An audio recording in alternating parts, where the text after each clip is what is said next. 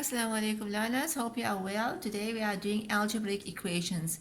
Now previously we did algebraic expressions, and the difference between an expression and equation is an expression you simplify, whereas an equation you solve. Now if you can remember going back to in grade 6, right? If you have something like this here, like I told you in a previous video, this is called a numerical expression. Okay, because there's only numbers in there, so it's called a numerical expression. The minute I put in an unknown, a variable, it becomes a algebraic expression, right? But now we are doing algebraic equations. So in equation, it has an equal to sign, right? That means you're balancing it out. And what happens in an equation like this here, where there's an algebraic equation, is we are solving for the unknown. So you're using what is given to solve for the unknown. Now, again, going back to the previous grade, if this was the unknown, so they would normally show you the unknown with a blank or a square like this here. What you would have done is you would have said 54 minus 34 is equal to 20, and the 20 is what you would have put in here. So how did you use, what did you use, or what concept did you use to solve this? You used the inverse. You said, okay, you know what, it's an addition, right? I'm going to use the inverse, so I use the opposite of addition is subtraction. You got the answer, you put it into the sentence, and you made sure that the sentence was correct, because that's what the equal to sign means, right? Moving forward now. So the same concept, exactly the same concept. If I have something like a plus 15 is equal to 19. The whole idea is to figure out what is the value of a. So if I want to know what is the value of a, I need to isolate a. So I leave a on the side here. What is opposite of my plus? It's minus. So 19 minus 15, that means a is equal to 4. Now, if we want to double check our answer, if I make a 4 plus 15, will it give me 19? It will. So it means I have solved. Right, I have solved my equation.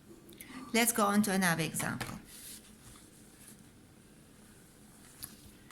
Say I have y minus 2 is equal to 8, right? So now it's a different variable, it's y. I need y to be isolated, y to be on its own, right? So I put y on its own, is equal to, I have the 8. Right, what is the inverse of the opposite of minus? It's a plus. So I plus 2. So y is equal to 10. And that's how I will solve this one here. So we did a plus, we did a minus. Let's do a multiplication. Right, so this one here is 2x is equal to 12. Right, remember I told you previously that when there's no operation between two numbers, okay, or between a variable and a number, it's a multiplication, right? Equals to 12. And the whole idea is to get the variable on its own, to isolate the variable. So we look at the coefficient. What is the coefficient here? It's a 2. So the opposite of multiplication is division. So I'm going to divide by 2. Whatever I do on the left-hand side, I do on the right-hand side. 2 divided by 2 will give me 1, right? So I write x only. 2 divided to 12, or 2 will go into 12 how many times? 6. So x will be equal to 6. Right. Let's combine the 2 and see. Right, let's look at another example. If I have 4f plus 5 is equal to 49. In this case here, there's 2 operations. There's 2 things I have to do. Right, so I isolate 4f first. 49 plus 5 becomes a minus 5. Okay, so 4f is equal to what now? 49 minus 5 is 44. I have done a sum like this here. This is multiplication. So what's the opposite of multiplication? Division. Whatever I do on the left-hand side, I do on the right side.